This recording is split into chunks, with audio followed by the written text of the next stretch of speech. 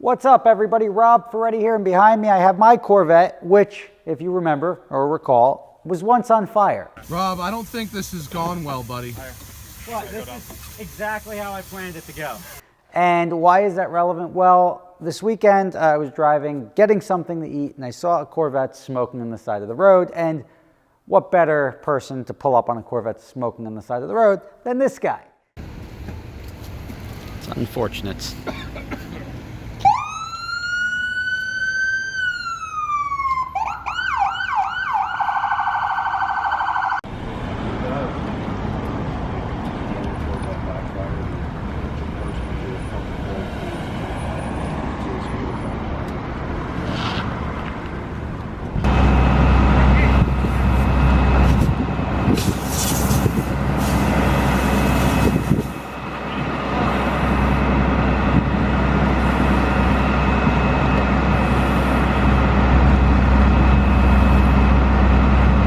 I can totally relate to that.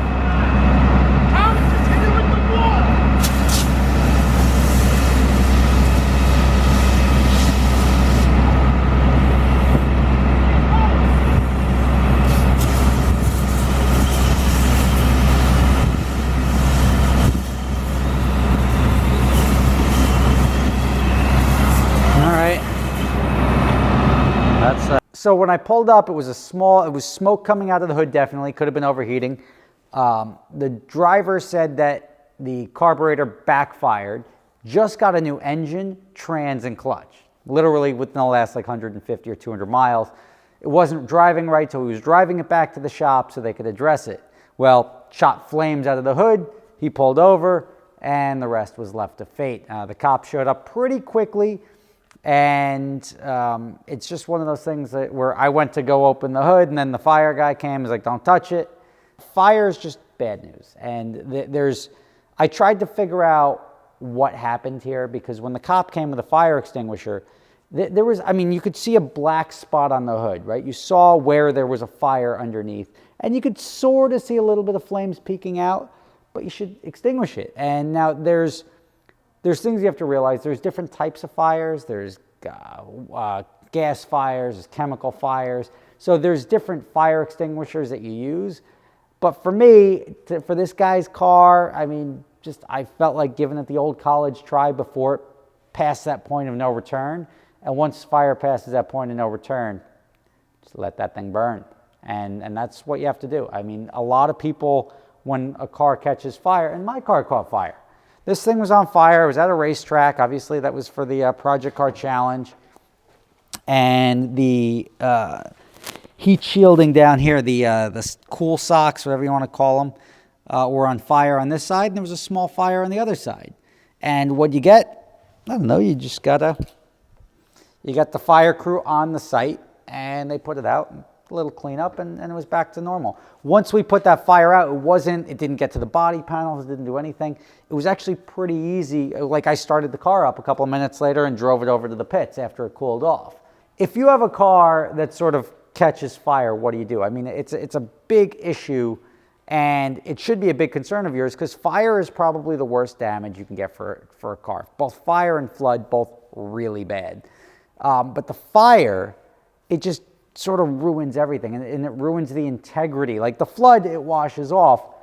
The fire ruins the integrity of even the metals or whatever the materials are that make up the car. So generally, if your car is on fire for longer than, I don't know, say 20 or 30 seconds, you probably just want to let it burn. And it's tough to say that, but a lot of people will try to salvage a car, then try to fix a car. When you have a car that's not like a regular car, it doesn't really matter, but when you have a sports car or a collector car or anything like that, you have to learn and you have to prepare for your car to catch fire, because, you know, like Ferraris, like that one's probably going to be on fire at some point in time. That one's going to be on fire at some point in time. It just happens. It's part of having sports cars that your likelihood of fire increases. You're generating a lot of heat, especially when you're driving them hard. Even when you're not. This guy wasn't driving hard. He was just driving on local roads. You run the risk of fire. And how do you do it? Well, if you have a fire, what you want to do is just let it burn. Like 90% of the time, if you don't have a fire extinguisher in the car, that's to have a fire extinguisher in the car if you can. If you can't, letting it burn is probably your best bet, because if you put it out when it's sort of salvageable, the last thing you're going to want to do is spend the money or have the insurance spend the money to save that car. You're better off just letting it go and getting another one. Fire doesn't necessarily always mean like run for the hills. A lot of people think a car is going to explode into a giant movie explosion. Not really ever the case. From all the cars I've set on fire or saw on fire, you always have small explosions. Generally, you're talking about like the tires explode, some of the small, the fluid containers, the pressurized fluid containers explode, but it just sort of makes a noise and hisses out, more so than it's like, and you have this giant explosion like in the movies. When they do that, it generally involves, even with like the gas tank, it generally involves explosives to give it that effect, and that's sort of what makes people think a car explodes like that. I have yet to see, shy of a 18-wheeler moving flammable liquids rolling over, I have yet to see an actual explosion from an impact. Now, there may be, you rupture a gas tank and that sort of explodes, but just a car when it gets too hot, or when there's a carburetor backfire or something like that, or an electrical fire. This one, by the way, with that Corvette smelled electrical. That's something that I have yet to see those turn into grandiose atomic bomb looking like run for the hills, people diving into the distance as the percussion from the explosion pushes their back. That's not the case. And you generally have time too. Like when a car is on fire, your instinct is to get the F out. And I get that. That's like a crappy way to go, which would be to burn to death. But that's why everybody gets out and then sort of goes as far away as possible. You should always, like, and most fires, they start really small. You could probably just pour a bottle of water on it. But there's a strong case, if you do like your car, you do want an option to keep your car, is to just have a small fire extinguisher in it. Don't focus too much on what the mixture of the chemical in there is. Just go for a general use fire extinguisher, an automotive fire extinguisher. And if you can put it out, put it out. This guy legitimately had 200 miles on the car. They just rebuilt. It was a 69 Corvette. Just put a new engine, new crate motor, new clutch, new transmission in it, and then this thing happened to him. So sucks, but he did have it insured. It was on a collector policy. I don't know what his limits are, or what his value is, but this is just a PSA that if you do find yourself with your car on fire, rule number 1, 2, and 3 is just let it burn. 1, 2, 3, let it burn.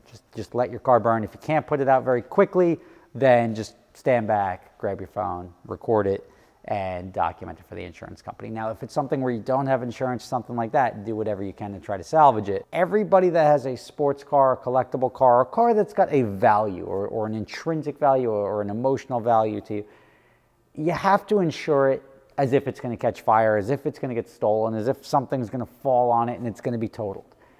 So you want to have what's called an agreed upon policy. A sports car, especially one that you're not driving very often, you could probably get collector car insurance, and that's a very common thing with a collector car, is to get an agreed upon value. Now, you can't just make up a value of, I want my Corvette Z06 to be worth $500,000. That's obviously not the way the world works, and you'd have to justify it in order for them to insure it at that. But you want to insure it at the top of what the insurer is willing to insure it, because just say, I want to say this is worth, I'm just going to pull a number, $75,000, but say it's really worth like $65,000, $70,000, but it's got some options on it that you really like. The carrier will allow you to sort of, that little emotional bump, I would say, maybe 5 or 10% over what the actual value is, and you have to pay for that. Your premiums will be higher. How do you come up with the stated value? Well, you do it based off of other cars that have sold in the market, similar cars, same year, same color. I mean, you're really getting pretty specific. You're going to have somebody on the other side at the insurance company that sort of has to sign off on that value. But the difference between insuring a car for, say, $65,000 and $75,000 isn't really much. Maybe it's another $40, $50 a year. And if something does happen, the last thing you want to do is be like, oh, I only have the car insured for $10,000 because I'm trying to save money. And then you lose a car that to you is worth significantly more than $10,000.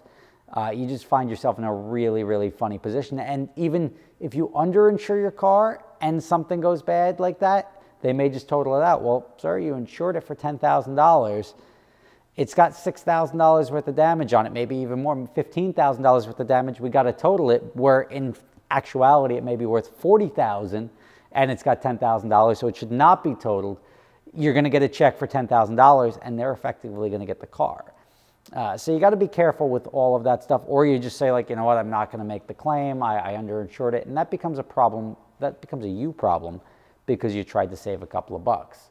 The lesson to take away here is to make sure your car is insured for the proper amount, so if something like this does happen, it's not so devastating. You can go make another one. Rob Ferretti, thanks for watching. See you tomorrow. For those of you not familiar with my other company, I started a company called Adventure Drives, which combines driving and bucket list travel. It's a lot of fun. If you're interested, prices can be done per person. Don't worry if you don't have somebody to go with you, we can match you up with somebody. You can check the link in the description for adventuredrives.com and sign up today.